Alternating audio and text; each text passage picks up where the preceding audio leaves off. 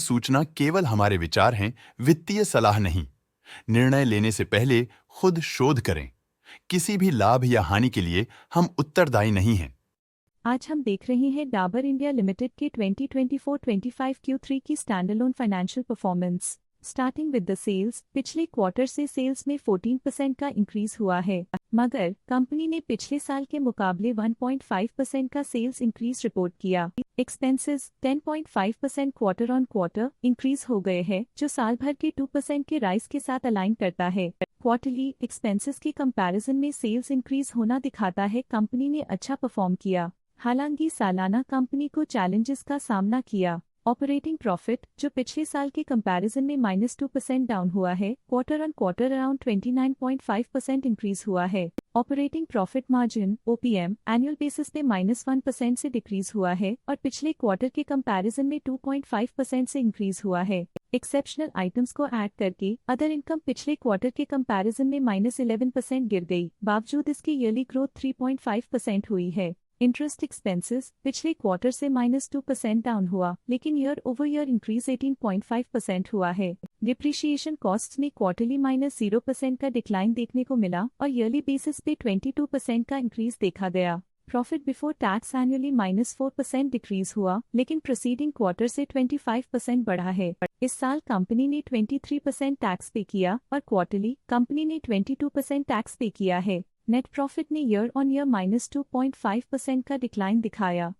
लेकिन last quarter से 27% का इंक्रीज हुआ है। इस क्वार्टर में कंपनी का परफॉर्मेंस अच्छा रहा और स्ट्रॉन्ग ऑपरेशनल मैनेजमेंट दिखाया। वहीं अगर एनुअल एनालिसिस की बात करें तो साल के दौरान कंपनी का परफॉर्मेंस अच्छा नहीं रहा। नेगेटिव नेट प्रॉफिट का मतलब है कि कंपनी प्रॉफिट के कंपैरिजन में नुकसान उठा रही है। अर्निंग्स पर शेयर EPS में ईयरली -2.5% का डिक्रीज देखा गया, लेकिन क्वार्टरली में 27% की बढ़ोतरी भी नजर आई। इस क्वार्टर में कंपनी का EPS अच्छा रहा और स्ट्रॉन्ग मैनेजमेंट दिखाया। डाबर इंडिया लिमिटेड के फाइनेंशियल स्नैपशॉट को रिव्यू करते हुए कुछ मुख्य ट्रेंड्स सामने आए हैं जो कंपनी की परफॉर्मेंस पे रोशनी डालते हैं। दिसंबर 2021 से दिसंबर 2024 तक डाबर इंडिया लिमिटेड की फाइनेंशियल जर्नी में सबसे पहले बात करते हैं सेल्स की। इस साल सेल्स में 1% की वृद्धि हुई है और पिछले 4 सालों में 13.5% की वृद्धि हुई है, जो एक निरंतर अपवर्ड ट्रेंड को दर्शाता है। पिछले 3 साल से सेल्स लगातार बढ़ती जा रही है, जो मार्केट एक्सपेंशन और कंज्यूमर डिमांड में वृद्धि को दर्शाता है।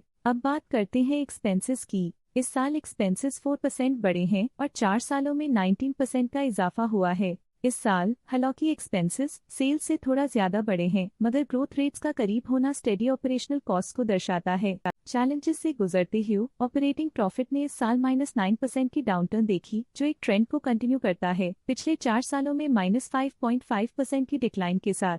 कठिन दौर से गुजरते हुए नेट प्रॉफिट में इस साल -1.5% की गिरावट आई है, जो पिछले 4 सालों में -0.5% की गिरावट के साथ चुनौती पेश करता है। EPS के लिए रास्ता कठिन रहा है। इस साल EPS -2% डिक्रीज हुआ और पिछले 4 सालों में कुल मिलाकर -1% की गिरावट हुई है। चलिए अब बात करते हैं शेयर होल्डिंग पैटर्न की। डाबर इंडिया की शेयर होल्डिंग रिपोर्ट्स कुछ इस प्रकार की हैं, जो दिसंबर 2024 के 31 तक चलता है। ये रिपोर्ट कंपनी के शेयर्स की डिटेल्ड जानकारी देता है, जिसमें promoters, promoter groups, foreign investors, public investors और सरकारी एंटिटीज शामिल हैं। प्रमोटर्स शेयर होल्डिंग 2024 के सितंबर में 66.25% से इंक्रीज होकर 2024 के दिसंबर में 66.26% तक का इंक्रीज देखा गया है।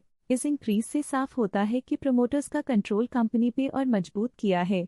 पब्लिक द्वारा हेल्ड शेयर्स का परसेंटेज 5.04% से इंक्रीज होकर 2024 के दिसंबर में 5.55% तक का इंक्रीज से देखा गया। ये चेंजेस स्टेट है कि पब्लिक की इन्वेस्टमेंट कंपनी में क्वार्टर टू क्वार्टर इंक्रीज हुई है। जब कंपनी के शेयर्स का अधिकतम हिस्सा प्रमोटर्स, FII, DII या गवर्नमेंट के पास होता है, तब ये माना जाता है कि कंपनी मजबूत हाथों में है, जो स्थिरता और मजबूत समर्थन को दर्शाता है और इस मार्केट की स्थिरता बनी रहती है। DII डोमेस्टिक इंस्टीट्यूशनल इन्वेस्टर्स ने अपना शेयर होल्डिंग सितंबर 2024 में 13.67% से दिसंबर 2024 में 14.92% तक इंक्रीज किया। ये बताता है कि डोमेस्टिक इंस्टीट्यूशंस ने कंपनी में अपना इंटरेस्ट 1.25% तक इंक्रीज किया है। फॉरेन इंस्टीट्यूशनल इन्वेस्टर्स के शेयर होल्डिंग में थोड़ा डिक्रीज आया 2024 के सितंबर से 2024 के दिसंबर में। जो दिखाता है कि फॉरेन इंस्टीट्यूशंस ने अपने स्टेक को क्वार्टर टू क्वार्टर -1.77 से डिक्रीज किया है, जिसे पता चलता है कि उन्होंने अपनी इन्वेस्टमेंट्स को पुल बैक किया है।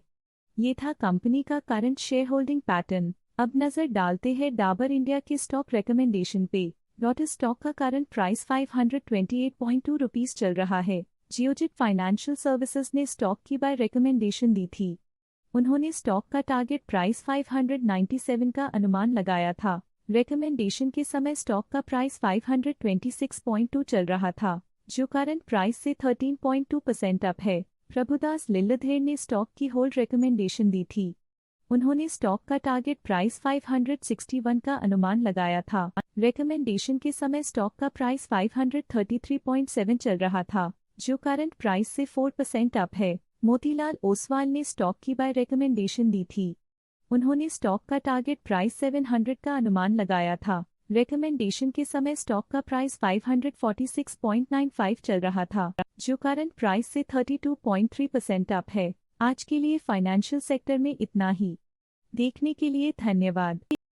स्टॉक लेटेस्ट न्यूज अपडेट के लिए चैनल को सब्सक्राइब करें और वीडियो को लाइक एंड शेयर करें।